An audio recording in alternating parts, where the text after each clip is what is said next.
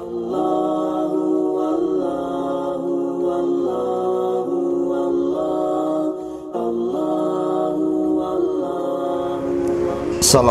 warahmatullahi wabarakatuh. Bismillah, alhamdulillah, la haula wa la quwata illa billah. Asyhadu an la ilaha illallah wahdahu la syarikalah.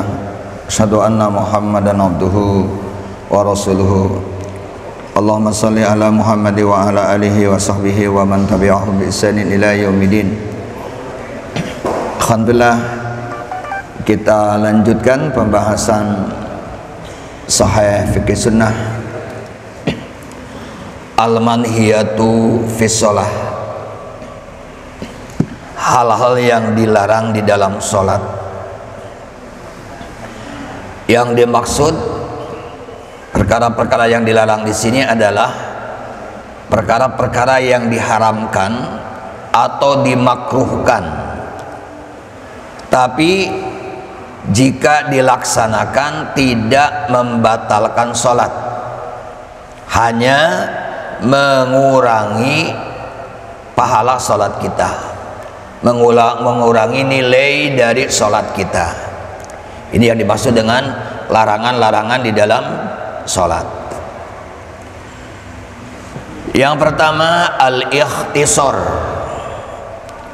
Apa itu al-ikhtisar? Wad'ul yadi alal hasri fis shalah.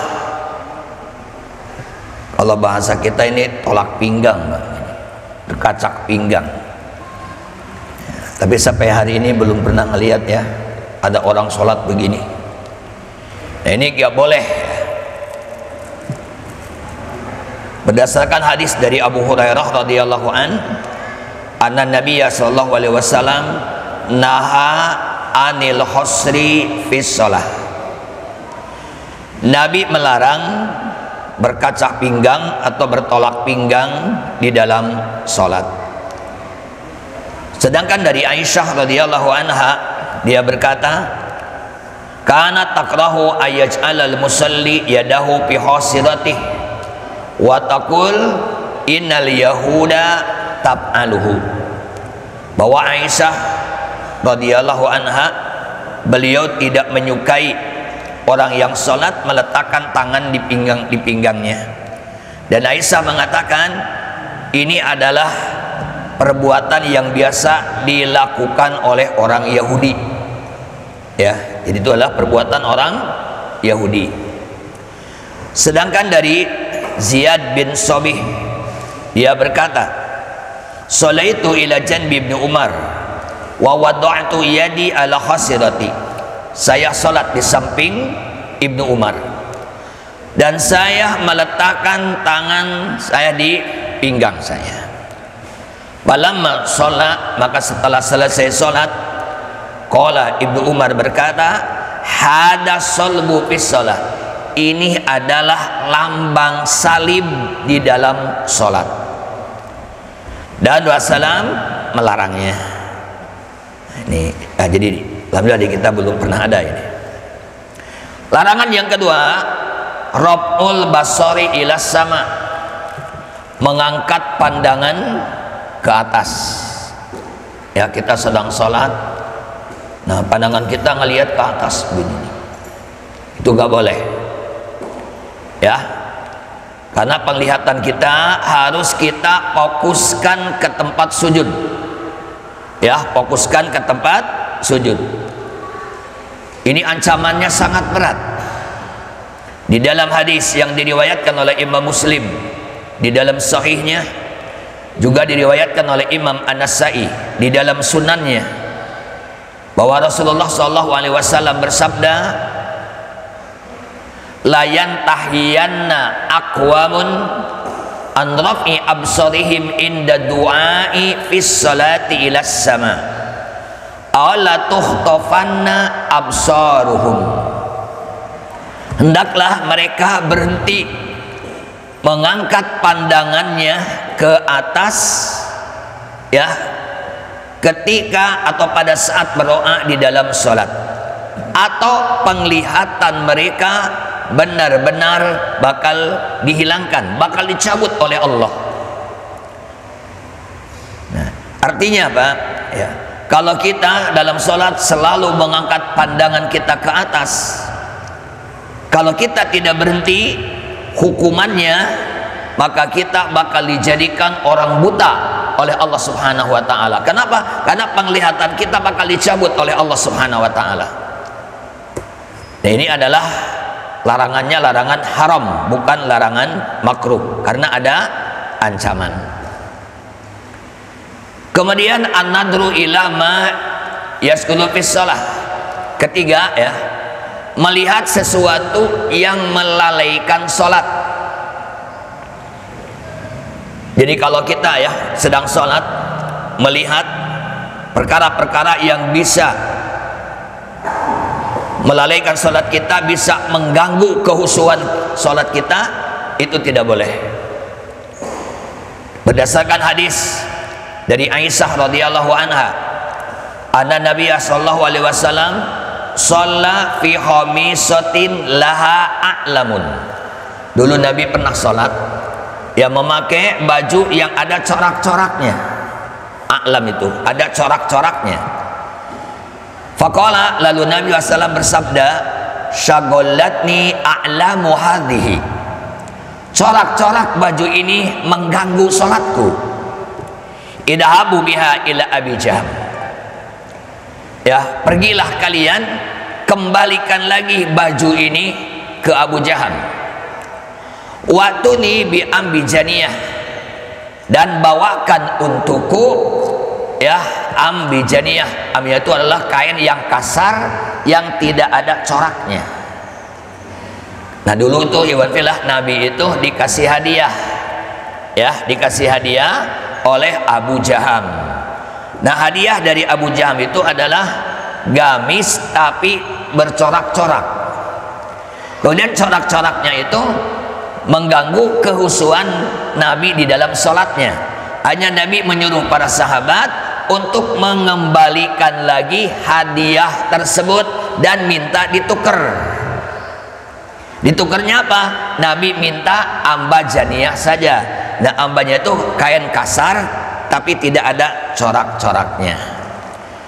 Nah, jadi dari hadis ini iwan fillah, ya, kita tidak boleh melihat apa saja yang bisa mengganggu kehusuan sholat kita. Contohnya apanya ya, kita pakai sajadah. Nah, di sajadah itu ada gambar masjid, bagus banget masjidnya. Lagi sholat bukan khusyuk, malah mikirin masjid. Wih, ini masjid cakep banget ini. Masjid di mana ini? Coba kalau Masjid Al-Huda kayak begini. Nah, itu ya, hukum asalnya tidak jadi masalah, pakai sejadah boleh saja yang dimaksud. Tapi kalau kita memakai sejadah akhirnya konsentrasi kita jadi buyar, sholat kita tidak khusyuk karena kita memperhatikan gambar masjid yang ada di sejadah tersebut. Nah, itu hukumnya menjadi makruh, ya. Nah, termasuk ya kalau kita pakai baju ya ada tulisannya. Nah, itu jangan di depan, nanti dibaca sama orang yang di belakang, Pak. Ya, kadang-kadang kan, apalagi kalau umpamanya di kaosnya tulisannya lucu gitu kan, nah, hanya orang yang dari belakang bacanya. Nah, itu usahakan ya jangan memakai pakaian-pakaian yang ada tulisan-tulisannya. Nah, ini supaya tidak mengganggu kehusuan ya orang yang ada di belakang kita. Nah, apa saja ini ya. Dan hadis ini juga menunjukkan iwan fillah, kalau kita dikasih hadiah, kalau kurang pas, kurang cocok, boleh ditukar, minta ditukar. Jangan gini, ayah namanya juga hadiah, udahlah terima saja, ya kan biar manfaat. Nabi saja kan sampai menyuruh para sahabat, tolong kembalikan lagi ke Abu Jaham, minta ditukar. Nah, jadi kalau kita ada yang ngasih hadiah, banyak hadiahnya sendal, ternyata sendalnya kekecilan, boleh kita minta ditukar, Ustaz, ya. Atau nah, yang paling ini itu adalah kalau dikasih peci, ya. Saya sering sekali itu terutama kalau dari jamaah yang pulang ihram, pulang umrah atau pulang haji. Saya selalu dikasih peci, tapi alhamdulillah sampai hari ini belum ada yang kepake. Kenapa? Ada yang kegedean, ada yang kekecilan, tapi nggak pernah minta ditukar, nggak pernah. Ya, kalau secara hukum boleh, karena Nabi sendiri adalah minta ditukar. Ini yang ketiga. Yang keempat, al-iltifat li ghairi hajat. Tidak boleh Pak menoleh tanpa hajat. Ya, menoleh baik ke kanan atau menoleh ke kiri atau menoleh ke belakang, tidak boleh selama tidak ada hajat, selama tidak ada keperluan. Ini sudah dibahas ya dalam perkara yang sebelumnya. Kalau iltifatnya menoleh karena ada hajat, boleh kemarin. Contohnya kan waktu itu adalah Rasulullah SAW ya ada hajat, kemudian yang bertindak menjadi imam adalah Abu Bakar Siddiq. Nah, ketika Abu Bakar sedang menjadi imam, tiba-tiba para sahabat kan tepuk tangan di belakang itu cukup ramai. Awalnya Abu Bakar tidak peduli, tapi karena yang tepuk tangan semakin banyak, akhirnya Abu Bakar pun menoleh. Ternyata di belakang ada Rasulullah Sallallahu Alaihi Wasallam. Nah, itu kan ada hajat, boleh. Begitu juga Rasulullah SAW waktu itu sholatnya sedang dalam keadaan sakit, beliau sholatnya duduk. Ternyata jamaahnya semuanya berdiri. Nabi menoleh ke belakang dan Nabi ngasih isyarat supaya semua para sahabat duduk. Nah, ini adalah menoleh karena ada hajat. Ya, tapi kalau menoleh tidak ada hajat tidak boleh.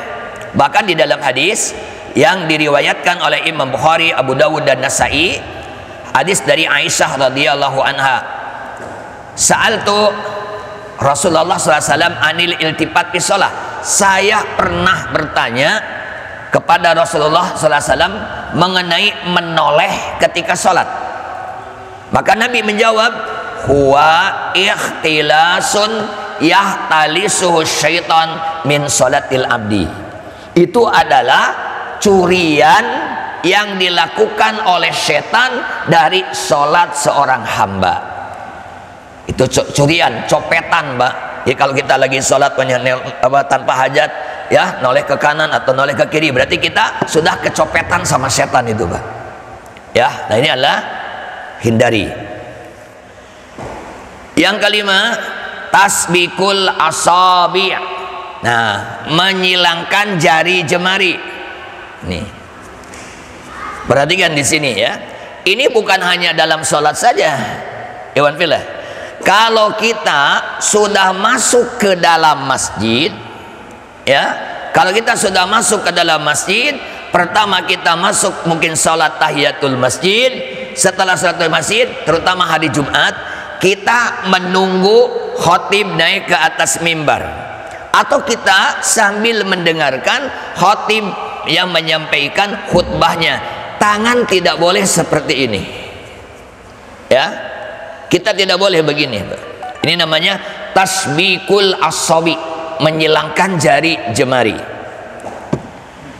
Nih, di dalam hadis yang diriwayatkan oleh Imam Hakim, ya, di dalam, kemudian Nabi SAW bersabda, ida tawaddoa ahadukum fi baitih, apabila salah seorang di antara kalian berwudu di rumahnya, summa atal masjidah, lalu dia datang ke masjid, kana fi sholatin hatta yarji'a, maka dia sudah dikategorikan sholat sampai dia balik lagi ke rumahnya. Jadi selama berada di dalam masjid itu kita dikategorikannya sholat, selama kita belum pulang lagi ke rumah. Jadi sejak masuk masjid sampai keluar masjid itu adalah kita dinyatakan kita berada di dalam sholat. Fala yaqul hakada, kata Nabi, janganlah kalian melakukan begini. Wasabbaka baina asabi, dan Nabi menyilangkan jari jemarinya. Nah, kalian janganlah seperti ini. Ya, kadang-kadang enak kan kalau sedang mendengarkan khotib begini aja. Nah, ini gak boleh. Ya, ini namanya tasbikul asabi', ya. Nah, dari Ismail bin Umayyah dia berkata, sa'altu Nafi'an ani rajul yusalli wa huwa musbiku yadayhi. Kata Ismail bin Umayyah, saya pernah bertanya kepada Nafi', yang mengenai seseorang yang menyilangkan jari jemarinya. Maka Nafi menjawab, qala Ibnu Umar. Ibnu Umar radhiyallahu anhuma, beliau menjawab, tilka sholatul maghdubi alaihim. Itu adalah sholatnya orang yang dimurkai oleh Allah. Siapa yang dimaksud? Orang-orang Yahudi. Jadi yang biasa suka begini, kalau ini kebiasaan orang-orang Yahudi. Nah, kita tidak boleh tasabuh dengan mereka, tidak boleh menyerupai mereka. Maka kita dilarang oleh Nabi SAW tidak boleh menyilangkan jari jemari. Paham ya? Ini yang kelima. Yang keenam, firqatul asabi. Apa firqatul asabi? Membunyikan jari jemari sedang sholat. Nah, letok gitu kan ya. Nah, ini namanya firqatul asabi. Ya, sedang sholat kita, atau kaki banyak diginiin, ayam pada bunyi. Nah, itu tidak boleh, ya, tidak boleh. Wahia in qallat fi shalah kurihat li'anaha musgilatun 'anis shalah wa in kasurat hurimat li'ana fiha tala'uban ya bis shalah. Kalau hanya sedikit, mungkin ya hanya berapa jari, itu hukumnya makruh. Ya, makruh. Kenapa? Karena ini bisa mengganggu kehusuan di dalam sholat. Tapi kalau banyak, ya, ini semua dinyalain, apa dibunyiin, kaki semua dibunyiin, ini hukumnya haram, bukan makruh lagi, haram. Kenapa diharamkan? Li'anna fiha tala'uban bis shalah. Ini termasuk main-main dalam sholat. Ya, ini kategorinya kita tala'ub, ya, bermain-main dalam sholat. Dari Subah Maula Ibnu Abbas radhiyallahu anhu maqal, dia berkata, Sholaitu ila janbi Ibnu Abbas papaqa'tu ya asabi'i. Aku sholat di samping Ibnu Abbas dan aku membunyikan jari jemariku. Ya, jari jemarinya dibunyi-bunyikan. Palama ya qudiyatis shalah, maka setelah sholat selesai dilaksanakan, qala Ibnu Abbas berkata, la ummalah, semoga kamu kehilangan ibumu. Di orang Arab sudah biasa begitu, Pak itu. Semoga kamu kehilangan ibumu, ya. Nah, kata Ibnu Abbas, ataqau asabiak wa anta fi shalah. Apakah kamu membunyikan jari jemarimu padahal kamu sedang sholat? Nah, jadi dia ditegur oleh Ibnu Abbas karena dia membunyikan jari jemarinya ketika sholat. Nah, ini ya, hindari. Nah, yang ketujuh, iltihab bisawm wajul yadain min dakhilin patarka'u wa tasjudu hakada. Melilit badan dengan kain, Mbak. Melilit badan dengan kain, ya, termasuk tangan kita berada di dalamnya. Atau kita pakai baju, Mbak, pakai baju tapi tangan itu tidak dimasukin. Ngerti nggak maksudnya? Bajunya di sini aja. Biasanya kalau di kampung suka ada itu, Mbak. Baju itu tangan ini tidak dimasukin ke tangannya, bajunya udah digiin aja. Tangan kita itu di dalam. Nah, ini tidak boleh. Itu namanya sadal, ya, sadal. Tapi di kita belum pernah ada yang seperti itu. Ya, ini berdasarkan hadis yang diriwayatkan oleh Imam Abu Dawud Tirmidzi dengan sanad yang baik bahwa Nabi SAW melarang, ya, sadal di dalam sholat. Nah, ini yang kedelapan, at-tasa'ub fi shalah. Nah, ini yang banyak. Apa yang dilarang? Tasa'ub fi shalah, menguap di dalam sholat. Banyak nggak? Wah, kalau menguap mah nih, ya, apalagi sholat subuh kan masih ngantuk, ya, menguap. Atau sholat taraweh karena perutnya kekenyangan, menguap aja selama sholatnya. Perhatikan, Iwan Billah. Yang dimaksud di sini, ya, karena kadang-kadang menguap kan itu tidak direncanakan, tidak bisa dibuat-buat menguap mah. Yang dimaksud tidak boleh itu tidak boleh dibiarkan ngangap. Ya, kadang-kadang ada orang yang menguap langsung aja, wah, nah itu nggak boleh. Ya, bal yajibu manuhu, tapi wajib ditahan. Kalau kita menguap tuh ditahan. Biwadil yadi alal fami, letakkan tangan di mulut. Kalau kita menguap itu tahan, ya, dan letakkan tangan kita di mulut. Jangan dibiarkan lisan kita, mulut kita terbuka. Berdasarkan hadis Abu Hurairah, ada dua salam qol, at-tasaum fi sholati minasyaitan. Menguap, ya, di dalam sholat itu adalah datang dari setan. Fa idza tasaba ahadukum falyaqdi mastata'a. Apabila salah seorang di antara kalian menguap, tahanlah semampunya. Tahan. Itu ya, ditahan. Kalau dalam riwayat lain disebutkan kalau kita menguap itu, Pak, itu setan tertawa. Senang, Pak, kalau kita melihat menguap. Kenapa?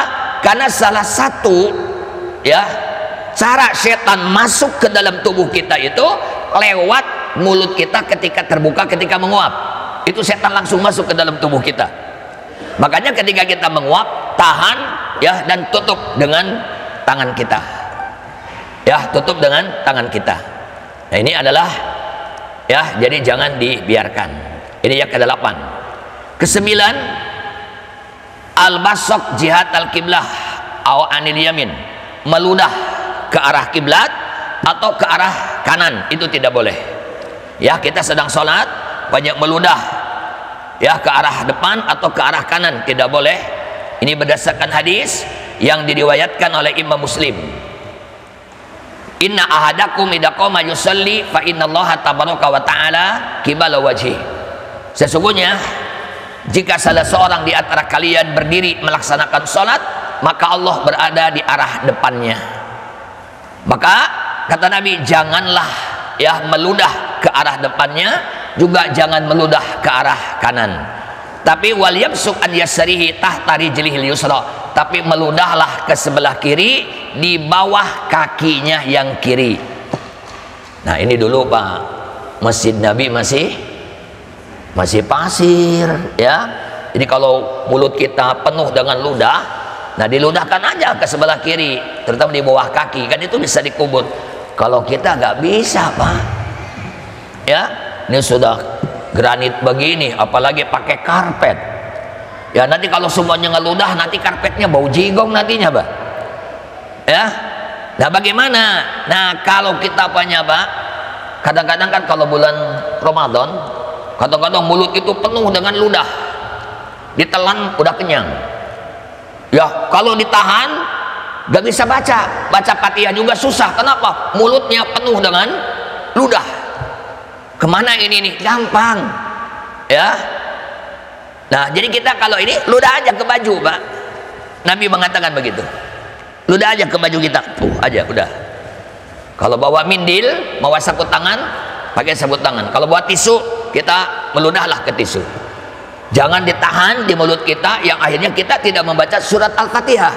Padahal membaca surat Al-Fatihah ini adalah rukun di dalam sholat. Ya, itu ludahin aja. Ya, tapi tadi kita bisa ke baju kita sendiri atau ke sapu tangan, atau mungkin kalau ada tisu kita meludahnya ke tisu. Ya, itu aman. Itu. Yang ke-10 yang tidak boleh, tagmidul ainain fi shalah, memejamkan kedua mata.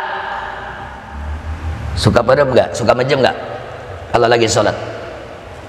Nah, iwan billah, tidak boleh. Kenapa? Sunnahnya mata kita itu dibuka, fokuskan ke tempat sujud. Banyak dalil-dalil yang menunjukkan bahwa Nabi SAW sholatnya adalah tidak memejamkan matanya. Di antaranya apa? Di antaranya mudah pa'atuhu lil bahimah allati aradat antamura baina yadayhi. Di antaranya dalil yang menunjukkan bahwa Nabi sholatnya membuka kedua matanya. Ketika sholat itu ada rombongan hewan yang mau lewat ke depan Nabi. Ya, ada kambing-kambing itu mau lewat ke depan Nabi, oleh Nabi dihalang sampai dipepet ke tembokan supaya itu ya kambing-kambing tersebut tidak lewat ke depan Rasulullah Shallallahu Alaihi Wasallam. Nah, kalau Rasulullah merem, maka Rasul tidak akan melihat rombongan kambing yang lewat ke depannya. Ya, tidak akan lewat ke depannya.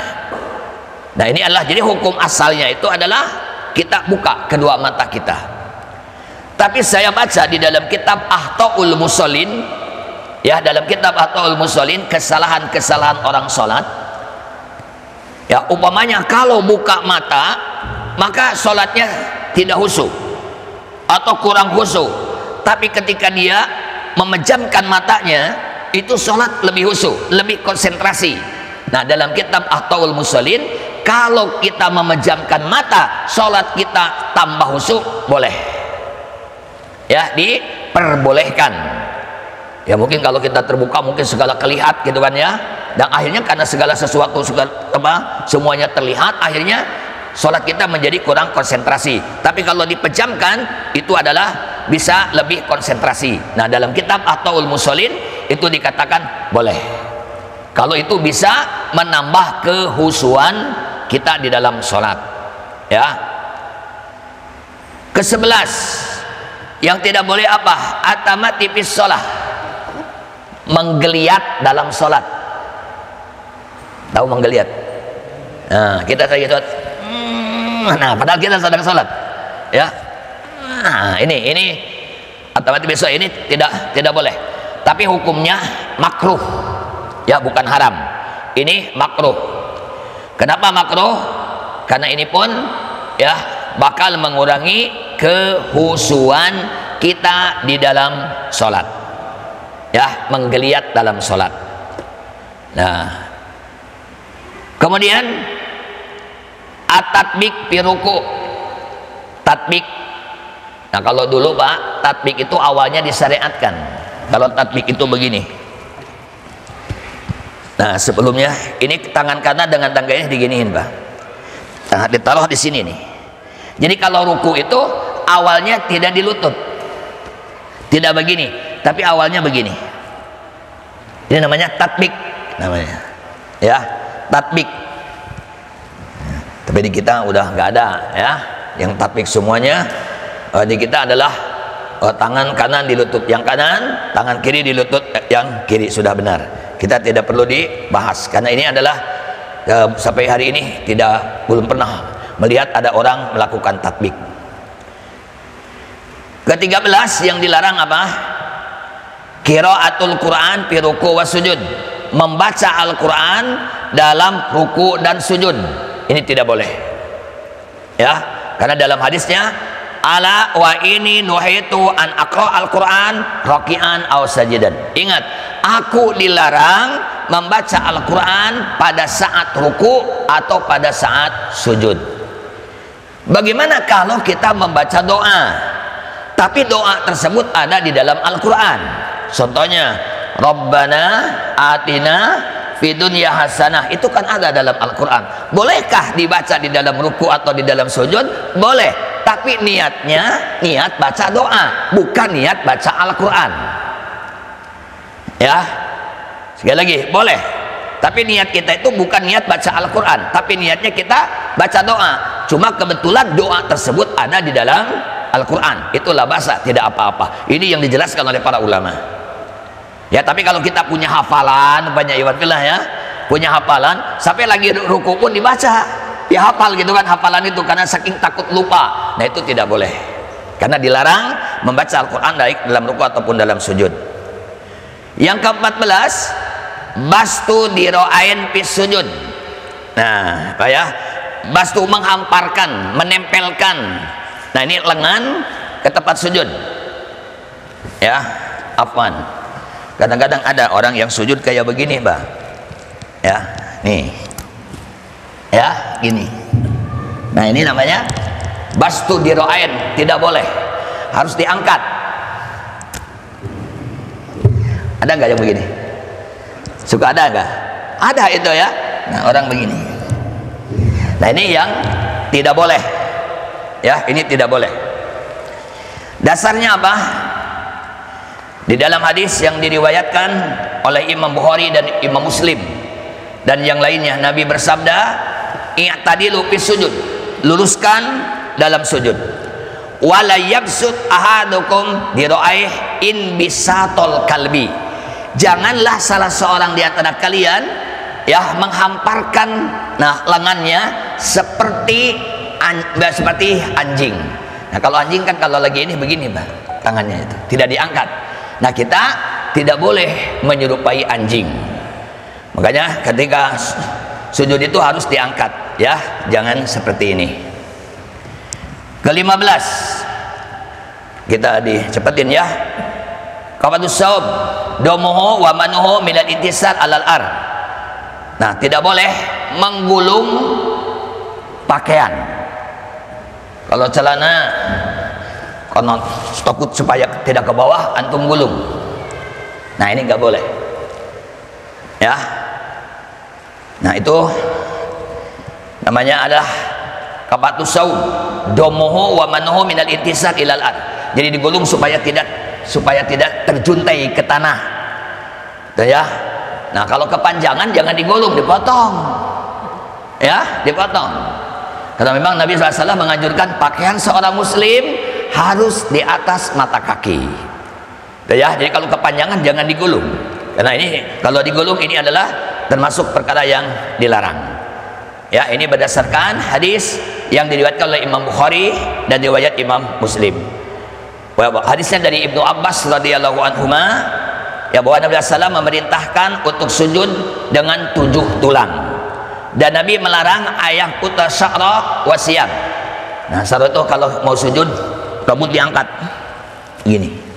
Kalau mau sujud rambut begini. Nah, itu tidak boleh. Termasuk adalah menggulung pakaian. Ke-16, iq'a, duduk iq'a, tidak boleh. Duduk iq'a itu begini, Pak. Apaan ya? Nah, duduk iq'a. Nah, ini nggak boleh. Begini, ini pantat ke sini. Ini nggak boleh. Ini iq'a anjing namanya. Tapi kalau iq'a seperti ini boleh. Nah, ini iq'a juga nih. Ini boleh. Tapi duduk seperti ini ya, iq'a seperti ini dilakukan duduk ketika 2 sujud. Nah, ketika kita duduk di antara 2 sujud, boleh duduk iq'a seperti ini. Tapi hanya sekali-kali, jangan terus-menerus. Sesekali, ya, karena yang sering dilakukan oleh Nabi duduknya iftiras seperti ini. Itu yang sering. Tapi kadang-kadang Nabi duduknya iq'a. Nah, seperti ini. Boleh. Ya, kalau iq'a yang seperti ini boleh, tapi sesekali. Tapi yang nggak boleh, nah, seperti ini. Udah lihat belum orang duduk kayak begini? Ya.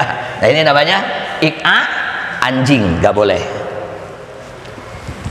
Oke. Kemudian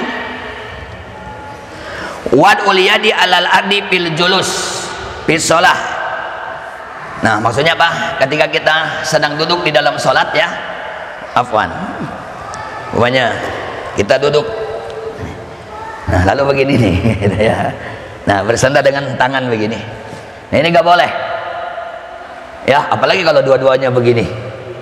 Nah, begini, ini nggak boleh. Kecuali kalau ada udur. Apa udurnya? Di sini ada bisul, banyak kan? Karena ada bisul, kalau tidak ditahan, ini kepencet bisulnya. Nah, hanya ditahan. Nah, ini ada udur. Kalau ada udur, nggak apa-apa. Ya, kalau ada udur nggak apa-apa. Tapi kalau tidak ada udur, tidak boleh. Ya, ini adalah dilarang berdasarkan hadis, ya, riwayat Abu Dawud, Ahmad, Hakim, Baihaqi. Hadisnya dari Ibnu Umar radhiyallahu anhuma, bahwa nahan wasallam idza jalasa rajul fis shalah ay'tamida ala yadihi yusra. Nabi melarang apabila seseorang duduk di dalam salat lalu dia bersandar dengan tangan kirinya. Nah, kayak begini. Ya, itu tidak boleh. Kemudian ke-18 yang tidak boleh, sujudul marid ala syai'in murtafi. Orang yang salatnya sambil duduk ya, lalu dia sujudnya di atas sesuatu yang tinggi. Contohnya kita sholat banyak sambil duduk, Pak. Nah kemudian sujudnya itu pakai bantal banyak, ya sujud tapi diganjel pakai bantal. Nah itu nggak boleh. Atau bukan bantal banyak, mungkin ada kayu banyak kan. Nah kita, nah seperti ini banyak kan. Hanya saya sujudnya di sini nih, ya itu nggak boleh. Kalau kita bisa sujud normal lakukan. Kalau tidak bisa, kata Nabi cukup isyarah saja. Ya kalau ruku, nah sujud lebih rendah.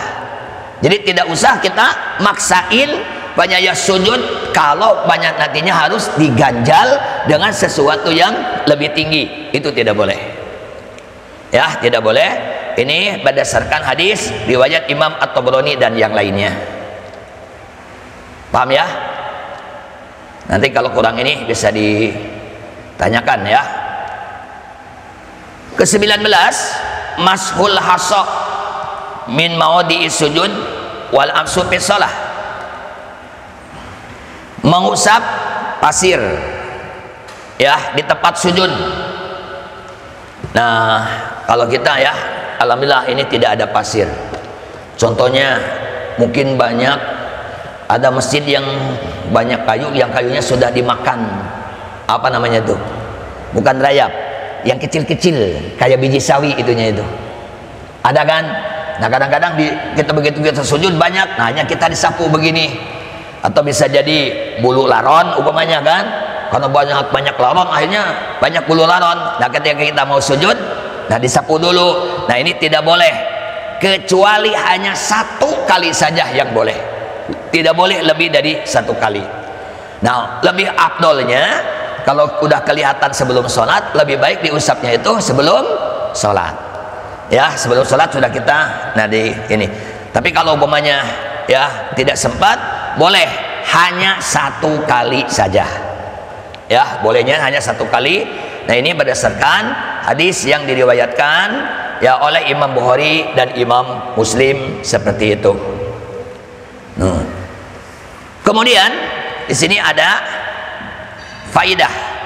Idza ta'alaqa bil jabah turabun aw hasa minas sujud bil ar fa innahu yukrahu izalatuhu lima fihi minal amal al mustaqil anis shalah wala siyaman idza taqrara wa kasura. Bagaimana iwan filah kalau kita punya salat ya di tempat yang becek.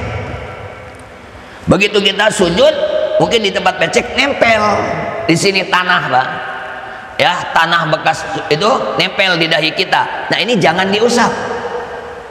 Ya, kalau banyak kita begitu bangun sujud, di sini ada tanah. Ya, jangan diusap-usap, biarin saja.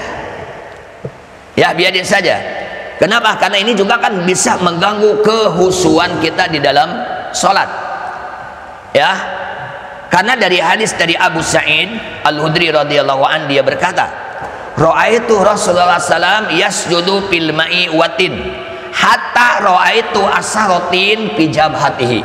Saya melihat Rasulullah sallam sujud di lumpur, ya, di tanah yang becek maksudnya. Ya, di tanah yang becek, dan saya melihat ya tanahnya itu menempel di dahi beliau. Nah, itu tidak diusap oleh Nabi Shallallahu alaihi wasallam. Ya, tapi bagaimana kalau yang nempelnya itu mungkin batu-batu kecil? Kalau tidak dibuang ketika sujud sakit. Itu mah buang ya. Kenapa? Karena justru kalau tidak dibuang ya itu malah kita sujudnya tidak khusyuk karena menahan rasa sakit. Gitu ya. Nah, itu dibuang. Tuh ya. Ke-20, takdimun nuzul birukbatain, turun sujud mendahulukan kedua lutut sebelum kedua tangan. Gimana ini? Nah, perlu saya jelaskan, ini masalah khilafiyah. Ya, ini masalah khilafiyah. Ya, ada yang tangan dulu, ada yang lutut dulu. Ini masalah khilaf. Cuma kalau ada yang mau bertanya, mana yang lebih utama, lutut dulu atau tangan dulu? Ikhwan fillah, kalau berbicara yang lebih utama, sebagaimana yang sudah saya baca di beberapa kitab, itu lebih utama tangan dulu. Kenapa? Kalau mendahulukan tangan, hadisnya ada dua. Ada hadis fi'liyah, ada hadis kauliyah. Kalau mendahulukan lutut, itu hanya hadis fi'liyah, tidak ada hadis kauliyah. Hadis kauliyah itu artinya ada ucapan Rasul, fi'liyah ada perbuatan Rasul. Kalau mendahulukan tangan, hadis ya kauliyahnya hadis dari Abu Hurairah bahwa Nabi SAW bersabda, "Idza sajada ahadukum fala yabruk kama yabrukul ba'ir." Apabila salah seorang di antara kalian sujud, jangan menderu, jangan turun seperti turunnya onta. Wal yadu yadai qabla rukbatai, letakkan kedua tangan sebelum kedua lutut. Ini kauliyahnya. Sementara fi'liyahnya hadis dari Ibnu Umar. Ibnu Umar melihat Nabi SAW ketika beliau sujud, beliau mendahulukan kedua tangannya sebelum kedua lututnya. Sedangkan mendahulukan lutut, hadisnya hanya satu dari Wa'il, ya, bahwa Wa'il dia melihat bahwa Nabi kalau sujud mendahulukan lututnya sebelum kedua tangannya. Sekali lagi, jadi masalah ini masalah khilafiyah, masalah ada perbedaan di kalangan para ulama, ya. Cuma tadi sekali lagi, kalau bertanya mana yang lebih utama, lebih utama mendahulukan tangan, karena tangan kalau mendahulukan tangan ada hadis fi'liyah perbuatan Nabi, hadis kauliyah ucapan Nabi. Sedangkan kalau mendahulukan lutut itu hanya hadis fi'liyah saja, hanya perbuatan Nabi, tidak ada perkataan Nabinya. Udah masuk ya. Nah, ibaratlah mungkin silakan untuk mengumandangkan adzan dulu. Kalau ada pertanyaan mungkin nanti setelah adzan, ya. Silakan.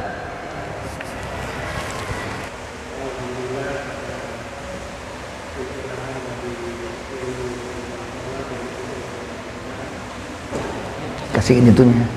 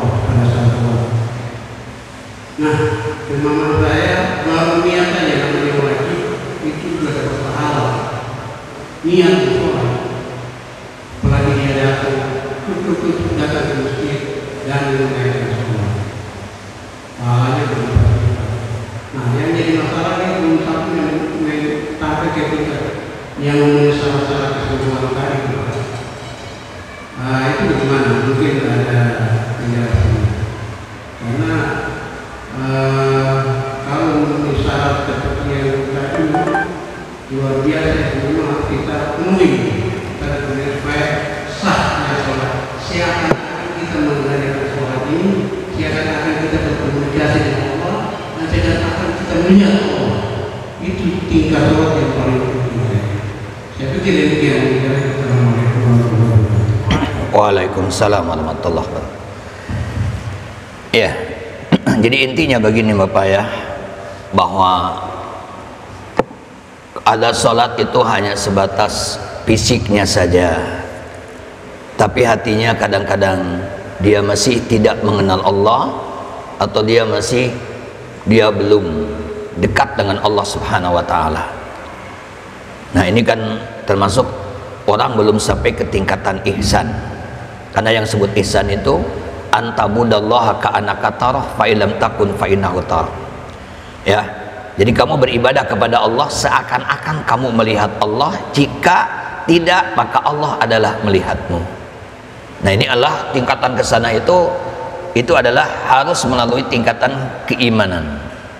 Ya, kalau supaya sholat kita, untuk mencapai sholat kita sah, ya itu harus memenuhi syarat dan rukun. Ya, syarat sholat semua dipenuhi, rukun-rukunnya sholat dipenuhi, berarti sholat kita hanya sampai tingkatan sah. Nah, adapun kalau kita sholat kita supaya kita merasa ketika sholat bahwa kita benar-benar kita adalah sedang bermunajat dengan Allah Subhanahu wa Ta'ala, kita merasa diawasi, dilihat, disaksikan oleh Allah Subhanahu wa Ta'ala, ini kita harus memperbaiki adalah tingkat atau kadar keimanan kita. Ya, nah bagaimana untuk meningkatkan kadar keimanan kita? Ini otomatis harus meningkatkan keilmuan kita, karena al-iman samratul ilmi, iman itu buah dari ilmu. Berarti kita harus banyak belajar, insya Allah. Ya, kemudian iwan filah terakhir ini ya, kita semua tahu bagaimana saudara-saudara kita sekarang di Palestina, ya. Nah, dan para ulama menganjurkan minimal kita itu mendoakan mereka, minimal. Maka disunahkan ada namanya kunut nazilah. Ya, kunut nazilah itu kunut ketika kaum muslimin ya mendapatkan penindasan dari orang-orang kafir. Itu kunut nazilah. Dan kunut nazilah tidak ditentukan lafadznya, tidak mesti harus ini, tidak. Inti kunut nazilah itu mendoakan keselamatan kaum muslimin dan kebinasaan untuk kaum-kaum kafirin. Itu inti ada ya dari kunut nazilah. Dulu Nabi SAW pernah selama 1 bulan kunut nazilah, dan itu setiap sholat yang 5 waktu. Ya, bukan hanya dalam sholat jahar saja, sholat yang 5 waktu. Walaupun sholat duhur, sholat asar, sholat nyasir, tapi ketika kunut nazilah tetap dijaharkan kunutnya. Karena kunut nazilah itu sunnahnya kita semua mengangkat kedua tangan ya, dan diaminkan oleh semua jamaah. Ya, itu kunut nazilah. Itu minimal lah ya kita lakukan kunut nazilah. Siapa tahu kalau muslimin di kita yang jumlahnya berapa juta, ya masa iya tidak ada yang dikabulkan salah satu doanya. Gitu ya. Nah, kita semua bukan hanya masalah Palestina, kita semua tahu Masjidil Aqsa adalah masjid yang bersejarah, dan Masjid Aqsa adalah milik semua umat Islam. Ya, makanya selipkan saja nanti dalam kunut nazilah itu adalah supaya Masjidil Aqsa dibebaskan. Contohnya, Allahumma hariril Masjidil Aqsa minal yahudil ghasibin. Ya Allah, bebaskan Masjidil Aqsa dari orang-orang Yahudi yang gasab, yang mengambil hak. Ya, itu banyak. Nah, ini saya harapkan kepada semua siapapun yang jadi imam itu minimal kita doakan saudara-saudara kita di sana supaya diberikan kekuatan oleh Allah Subhanahu wa Ta'ala, kaum muslimin terutama mujahidin diberikan kemenangan oleh Allah Subhanahu wa Ta'ala, sehingga Yahudi laknatullah ini mereka adalah mengalami ya kekalahan yang fatal. Itulah ya, itu adanya kunut nazilah. Iwatilah sampai di sini kajian kita pada malam hari ini. Mohon maaf apabila ada kelebihan dan kekurangan. Assalamualaikum warahmatullahi wabarakatuh. Innallaha wa malaikatahu yusholluna 'alan